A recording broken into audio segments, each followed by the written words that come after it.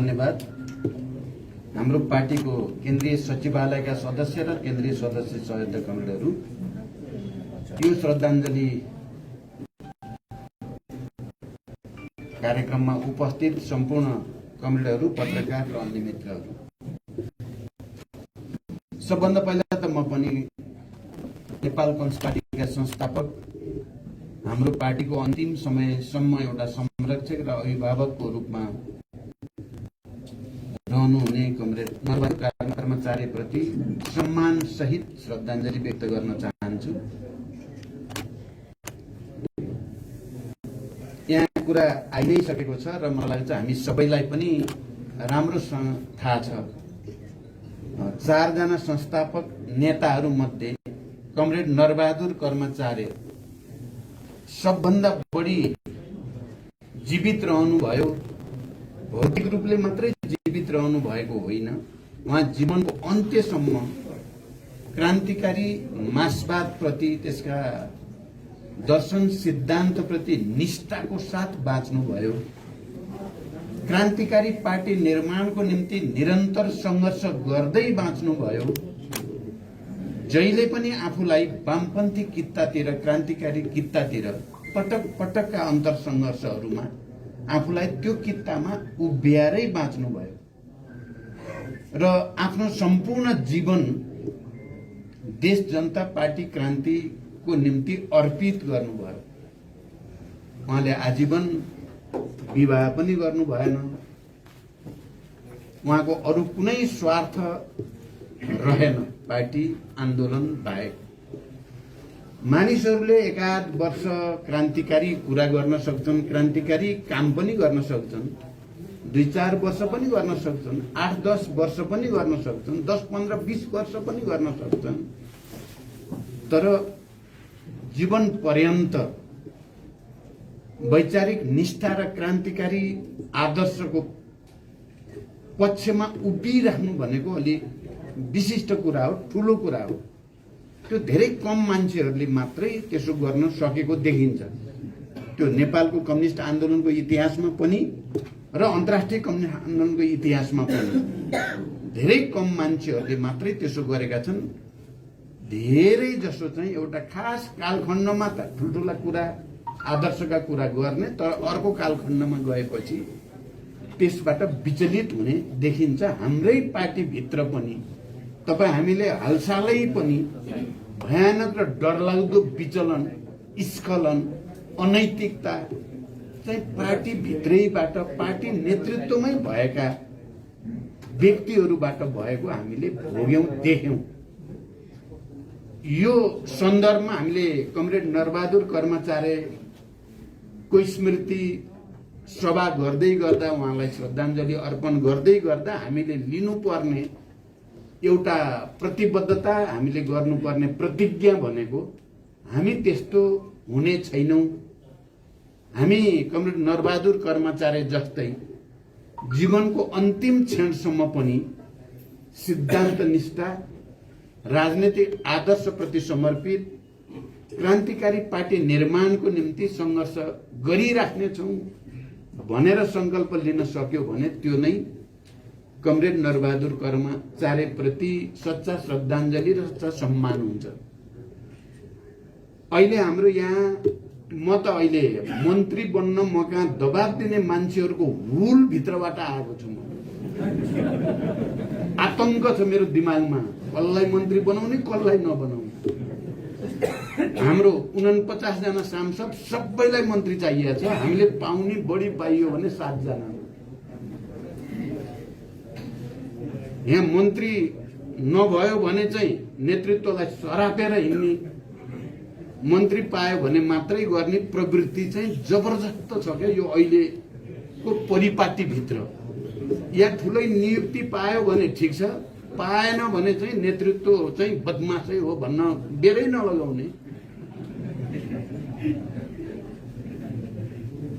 3-4-5 दिनदेखि म चाहिँ साँच्चै एक खालको मानसिक तनावभित्र छु। सबैलाई मलाई बनाउनु त मन लाग्छ नि, सबै 49 जनै बनाइदिनु पाए नि हुन्थ्यो मन्त्री। त्यो त हुँदैन फेरि। यसबाट के देखिन्छ भने हामी आदर्शको निम्ति होइन, पुरा गर्दा आदर्शका गर्ने ठुला यस्तो हुनुपर्छ क्रान्तिकारी पार्टी, यस्तो हुनुपर्छ निष्ठा, यस्तो हुनुपर्छ आदर्श हामी सबैले भन्ने। तर चित्त चाहिँ के छ भने मन्त्री पाइन्छ कि पाइँदैन, पाइन्छ भने ठिक छ, पाइँदैन भने ठिक छ। यस्तो छ क्या अहिलेको कल्चर भनेको। यो आजको हाम्रो कल्चर हो। यसलाई बदल्ने संकल्प चाहिँ सायद नरबहादुर जस्ता संस्थापक जो जीवनभरि कुनै पदको निम्ति चाहिँ तछाड मछाड उहाँले कहिले नि गर्नु भएन। अहिले कमरेड नारायण काजीले भने जस्तै उहाँ निकै सरल, निकै सहज, निस्वार्थ भावको हुनुहुन्थ्यो। मैले पछिल्लो चरणमा तपाईहरु सबैलाई थाहा पनि छ, देशलाई नै थाहा छ, दुनियाँलाई पनि थाहा छ, म झन्डै 6 वर्ष जति कुम्बेश्वरमा उहाँकै अभिभावकत्वमा उहाँकै संरक्षणमा बसे। मैले जनयुद्धको सबै तयारी उहाँसँग सल्लाह गरेरै गरे। उहाँलाई सबै थाहा थियो क्रान्तिकारी हुनुपर्छ भन्ने उहाँको स्पिरिट थियो।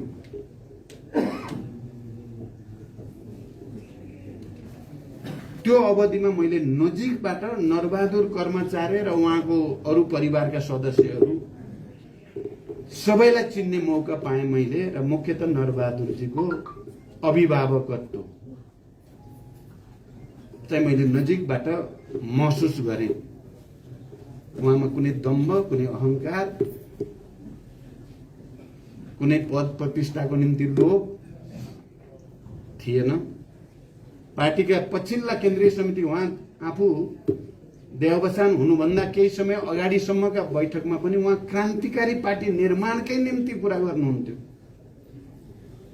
म अझै पनि त्यसको निम्ति चाहिँ सकेको चाहिँ गर्ने स्पिरिटका साथ प्रस्तुत हुनुहुन्थ्यो उहाँ। त्यस्तो हो कमरेड नरबहादुर कर्मचारी भनेको। हामी चाहिँ त्यस्ता छैनौँ अझै, हामी त्यस्ता छैनौँ भनेर सबैले मान्न पर्ने देख्छु मैले, मदेखि लिएर हामी सबै।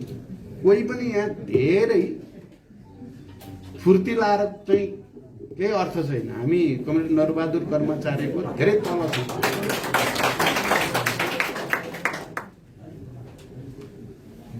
त्यसकारण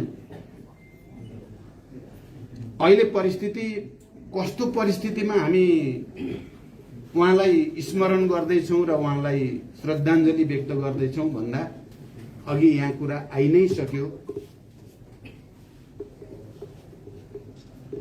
हामीले लामो संघर्ष र बलिदानबाट हजारौं क्रान्तिकारीहरूको प्राण उत्सर्गबाट, शहादतबाट, हजारौं बेपत्ता भएर, हजारौं घाइते अपाङ्ग भएर, हजारौं जेल नेल यातनाका श्रृङ्खलाहरू पार गरेर प्राप्त भएका उपलब्धिहरू, संघीय लोकतान्त्रिक गणतन्त्र इत्यादि यो हामी सबैलाई थाहा छ। त्यो उल्ट्याउने निकै ठुलो षड्यन्त्र र कसरत यो बीचमा भयो।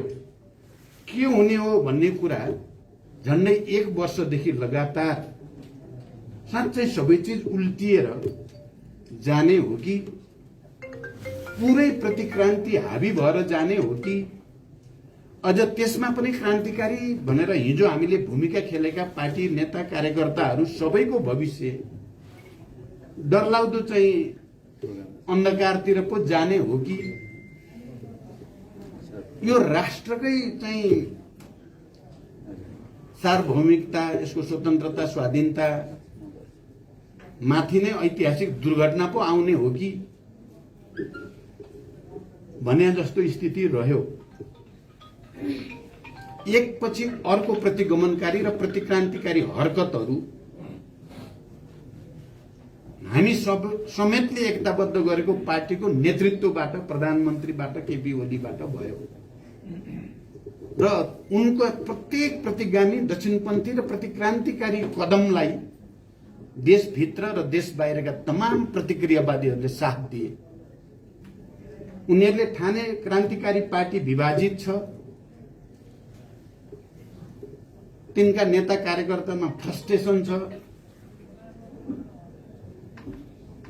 विचार राजनीति र नेतृत्व प्रतिको आस्था र विश्वास घट्दै गएको छ, त्यसकारण यही बेला यिनीहरूलाई नेस्तनाबुद गर्ने, यिनीहरूलाई सिद्ध्याउन सकिन्छ भन्ने ठानेर निकै डरलाग्दो मोर्चाबन्दी एकातिर देखा पर्यो। अर्कातिर हामी विशृङ्खलित जस्ता, थकित जस्ता, उत्साह जोश हराएका जस्ता, अब यति नै हो क्यारे भन्या जस्ता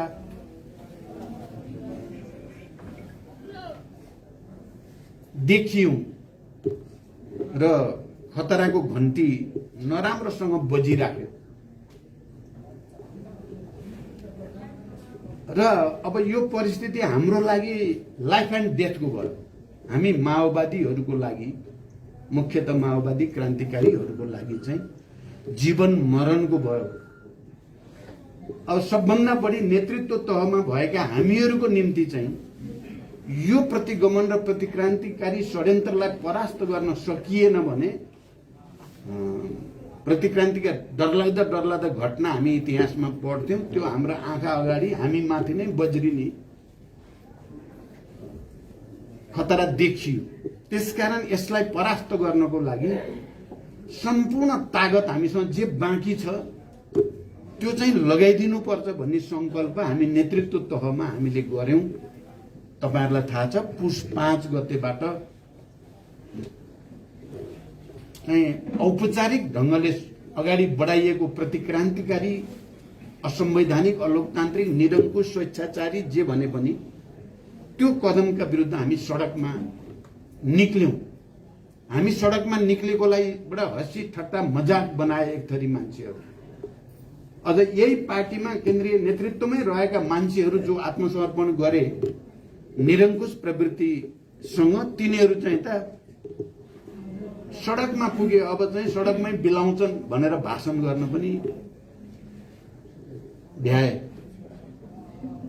तर हामी सडकमा जाँदा, जनतासँग गएर एकचोटि फेरि अपिल गर्दा, जनतासँग जोडिन पाउँदा हामीलाई थोरै अब सोचिने मौका पाइयो कि हिजो हामीले गरेका गल्ती कमजोरीहरूलाई पश्चाताप गर्ने र फेरि वर्ग संघर्षमा, फेरि जनताको निम्ति आन्दोलनमा जाने अवसरको ठानियो र हामीले गर्व नै गरियो। त्यसलाई हामीले जनतासँग क्षमा याचना पनि गर्यौं। जस्तो हामीले गर्छौं भनेका थियौं त्यस्तो गर्न सकेनौं। यस्तो दिन आउला भनेर सोचिएको थिएन, आयो। तर हाम्रो कुरा के हो भने हामी फेरि पनि राष्ट्र र जनता प्रति हामी समर्पित रहन चाहन्छौं। हामीलाई त्यो अवसर दिन पर्यो, हामीलाई साथ दिन पर्यो भन्यौं हामीले।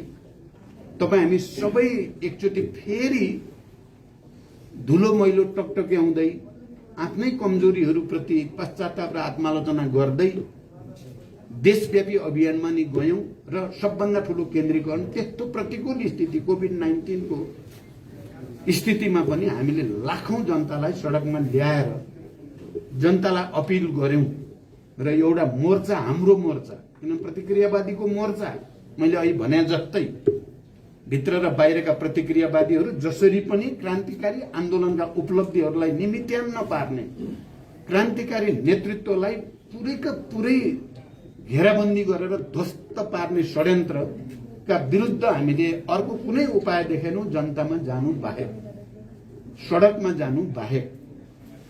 हामीले त्यसलाई दुई रूपमा हेर्यौं। एउटा त हाम्रा आफ्नै कमजोरी सच्याउने अवसरको रूपमा पनि हेर्यौं, अर्को फेरि प्रतिक्रियावादीलाई परास्त गर्न जनताको तागत बाहेक हामीसँग अर्को केही पनि थिएन।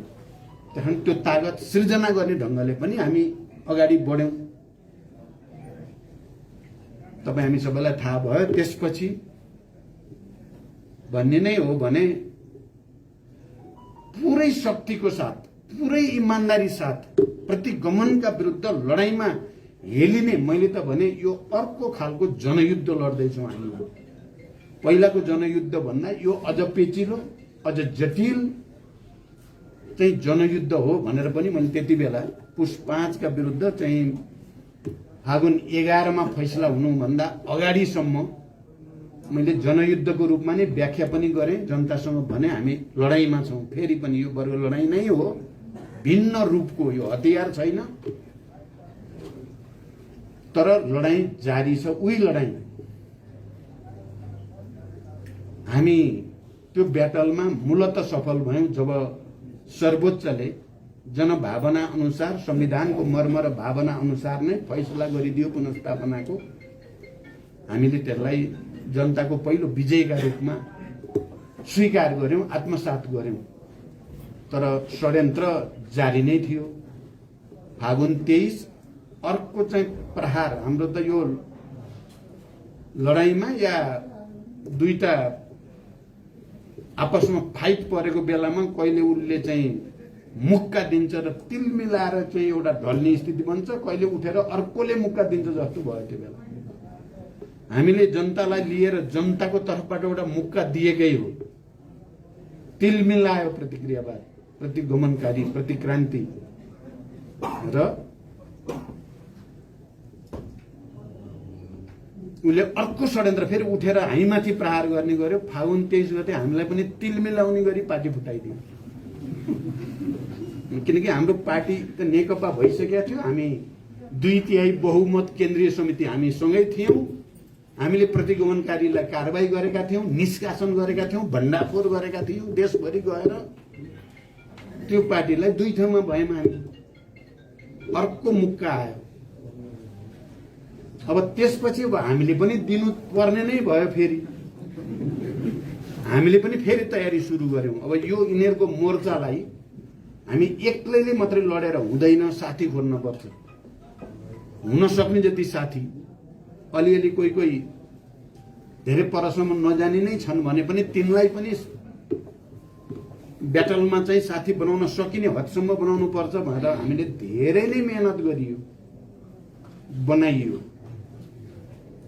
5 दलीय गठबन्धन त्यही प्रक्रियामा अगाडि आयो र 5 दलभित्र प्रतिगमनलाई परास्त गरी छाड्ने संकल्प गरियो हामी सबैले।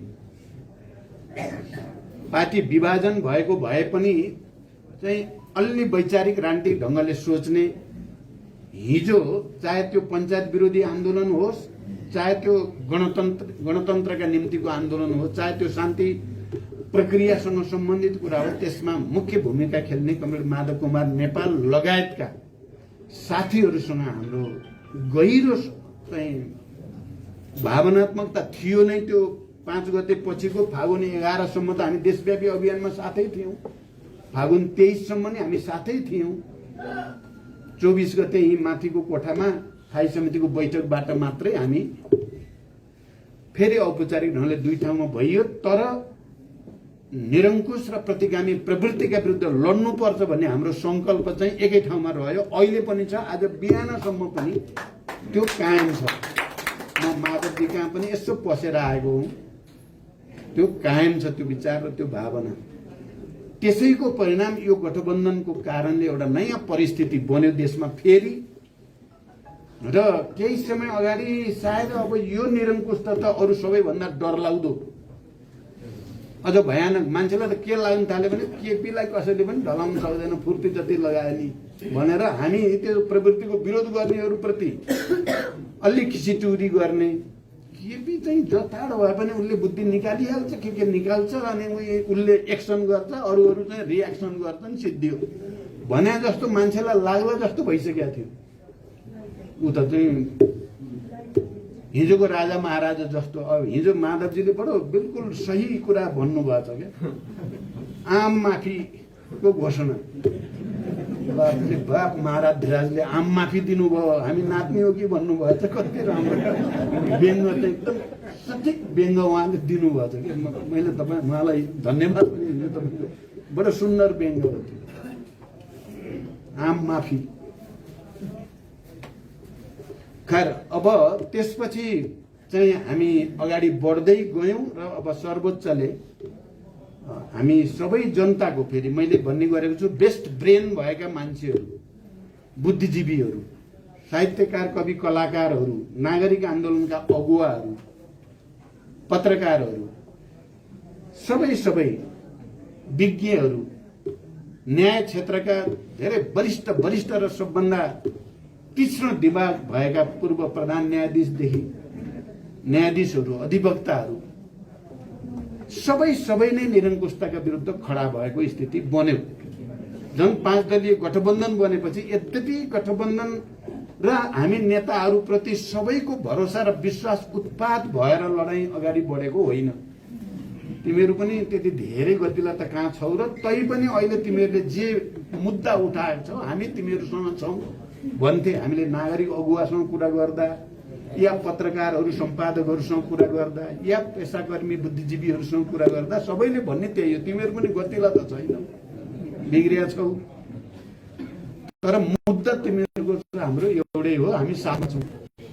जे भए पनि हाम्रो मोर्चा चाहिँ बृहत्तर जनताको मोर्चा बन्न गयो। यो 5 दलीय गठबन्धनले आम नेपाली जनताको मनोभावना, आवश्यकता, चाहनालाई अभिव्यक्त गर्यो र त्यो भावनालाई बुझेर सर्वोच्च अदालतले पनि बडो सुन्दर, साहसिक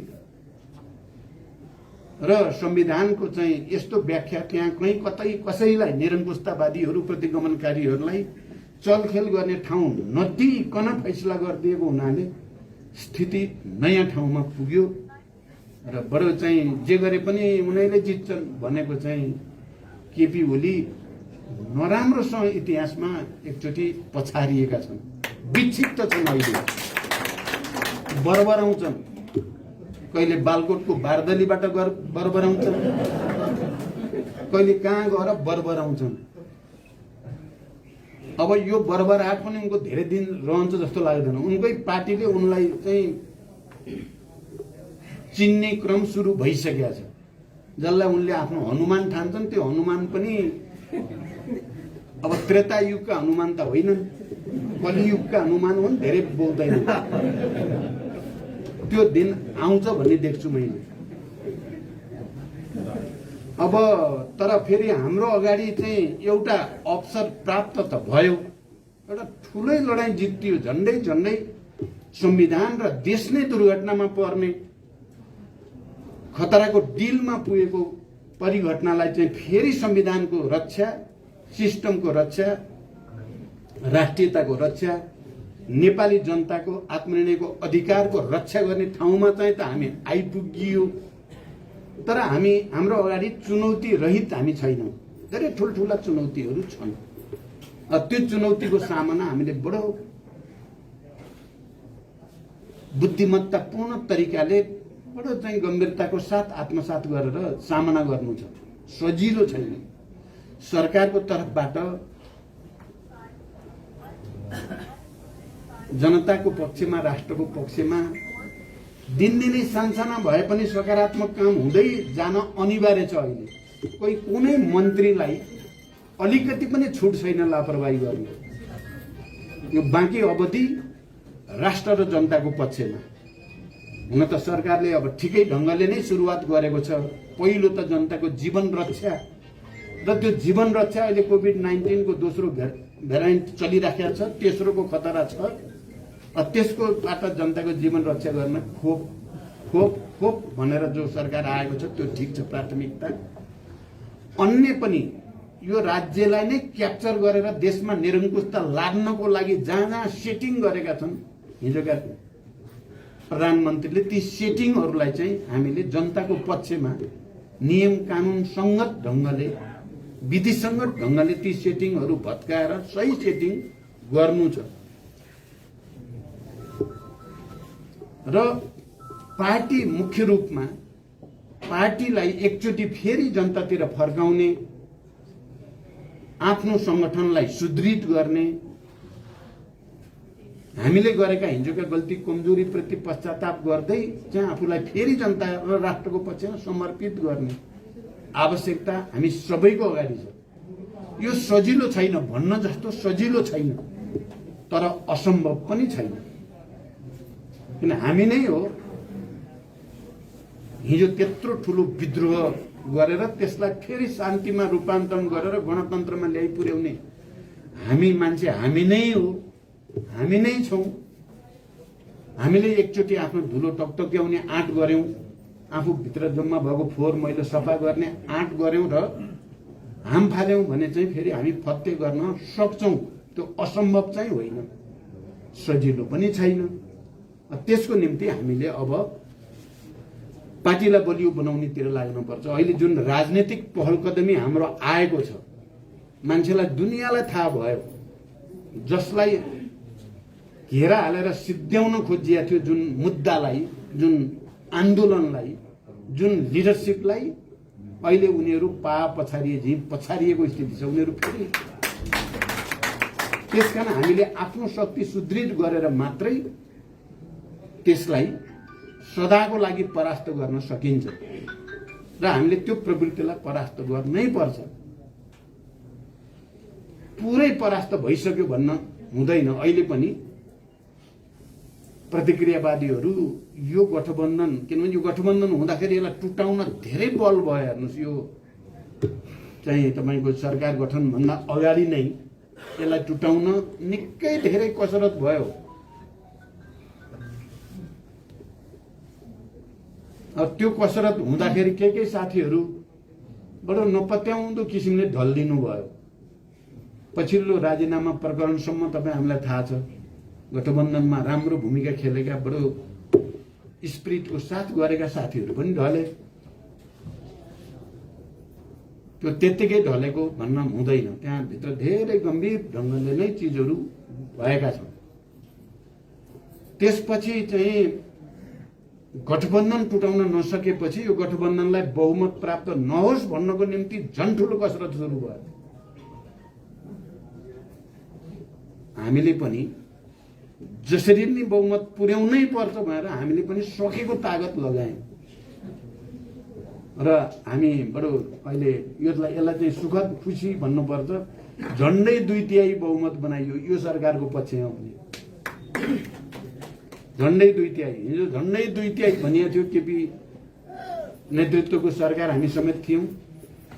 अहिले हामी समेत भएको देउबा नेतृत्वको सरकार पनि झन्डै 2/3 मा पुगेको छ। यसबाट प्रतिक्रियावादीहरू निकै नै चाहिँ नसोचेको कुरा भएको ठानेका छन् र अझै पनि भत्काउने षड्यन्त्र छ। म भर्खरै फेरि प्रधानमन्त्रीसँग पनि एकछिन कुरा गरेँ, कहीँ नेताहरूभित्र कहीँ छिद्र छ कि, काङ्ग्रेस र कम्युनिस्ट बनाउन सकिने हो कि,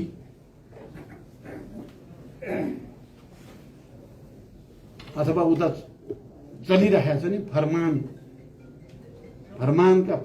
घोषणा भएका छन् फेरि एमाले भित्र, त्यतापट्टिबाट हुन्छ कि,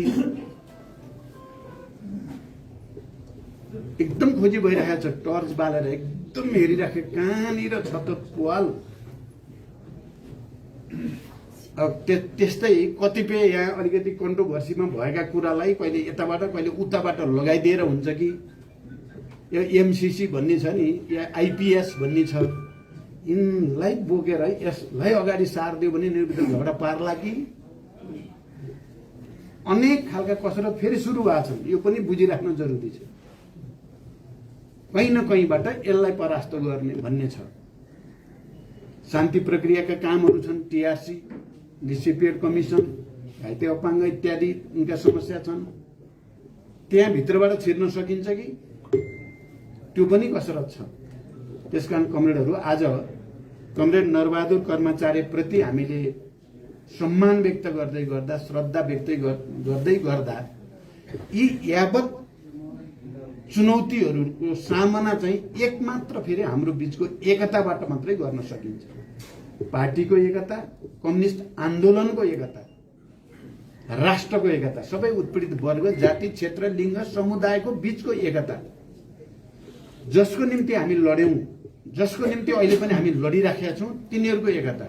हाम्रो झण्डा एकताको झण्डा हो, विभाजनको, फुटको होइन, गुटको होइन। हामीले उचालेको झण्डा। जति बेला कमरेड नरबहादुर कर्माचार्यलाई एकता केन्द्र गठनको बेलाको पहिलो अध्यक्ष उहाँ हो, म महासचिव हो। त्यो एकताकै झण्डा थियो र हामीले अन्तिममा नेकपा बनाउनको निम्ति गरेको पहल पनि कम्युनिस्ट आन्दोलनलाई एकताबद्ध गर्ने उद्देश्यद्वारा, त्यो सपनाद्वारा प्रेरित थियो। खलनायक देखिँदा रहेछन्, देखिन्छन्, त्यो पनि बुझेकै कुरा हो। तर आज पनि हामी कम्युनिस्ट आन्दोलनको एकताकै पक्षमा दृढताको साथ उभिनुपर्छ। हामी देशका सबै वर्ग, जाति, उत्पीडित वर्ग, जाति, क्षेत्र, लिङ्ग, समुदायकै पक्षमा उनीहरूको हक अधिकार र पहिचानकै पक्षमा उभिनुपर्छ। हामी राष्ट्रको एकता, तराई, मधेस, पहाड, हिमाल सबै, र हामी नेपालको राष्ट्रिय स्वाधीनता, भौगोलिक अखण्डता, यसको पक्षमा हामी दृढतापूर्वक उभिनुपर्छ। हाम्रो तागत त्यही हो। हामी उत्पीडित वर्गको एकताको पक्षमा, राष्ट्रको एकताको पक्षमा, कम्युनिस्ट आन्दोलनको एकताको पक्षमा र राष्ट्रिय स्वाधीनताको पक्षमा दृढतापूर्वक उभियो भने हामीलाई कसैले पनि परास्त गर्न सक्दैन। हामी नै बरु कदम कदम गरेर उनीहरूलाई परास्त गर्न सकिन्छ। आज उनीहरू साँच्चै फेरि समीक्षा गर्न थालेका छन्। के भएको हो? सिद्ध्याइयो भन्ठानेको त अब त सिद्ध्याइयो, अब फेरि फर्केर आउँदैनन् यिनीहरू नेतृत्वमा भनेको त आए भन्ने कुरा अनौठो लाग्छ प्रतिक्रियावादीहरू। के गरेर त फेरि आए केन्द्रबिन्दुमा। त्यसकारण यसलाई चाहिँ यो लडाईँ जारी छ, यो टुङ्गिएको छैन। त्यसकारण म सबै कमरेडहरूसँग बडो गम्भीरताको साथ अपिल गर्न चाहन्छु। हामी हिजो क्रान्ति, युद्ध, शान्ति प्रक्रिया, संविधान सभा, संघीय लोकतान्त्रिक गणतन्त्र घोषणासम्म जुन मेहनत, त्याग, तपस्या र निष्ठाका साथ काम गर्यौं, अब त्योभन्दा बढी निष्ठाको साथ समर्पित भएर जनताको बीचमा गयौं, जनतासँग एकाकार भयौं, संगठन सुदृढ र विस्तार गर्यौं र यी मैले भनेका 4-5 वटा कुराहरूको झण्डा, एकताको झण्डालाई दरोसँग उठायौं भने हामी विजयी हुन्छौं पुरै। र हामीले जो समाजवादको सपना अहिले देखिरहेका छौं, समाजवाद निर्माणको चाहिँ दिशामा अगाडि बढ्ने सामन्तवादका अवशेषहरू, राष्ट्रिय स्वाधीनताको लडाईँलाई पनि समाजवादी रणनीति अन्तर्गत नै अगाडि बढाउने भनेर जे भनेका छौं त्यो पूरा गर्न सकिन्छ। यही संकल्प नै नरबहादुर कर्माचार्य जस्ता नेपालमा कम्युनिस्ट आन्दोलनका संस्थापक मात्रै होइन, सामन्तवाद र साम्राज्यवादका विरुद्ध क्रान्तिको पक्षमा अन्तिम समयसम्म पनि डटेर लड्ने हाम्रा संरक्षकप्रति सच्चा सम्मान र श्रद्धा हुन्छ भन्ने कुरा राख्दै फेरि एकचोटि कमरेड नरबहादुर कर्माचार्यप्रति श्रद्धाञ्जली व्यक्त गर्दै बिदा हुनु। धन्यवाद।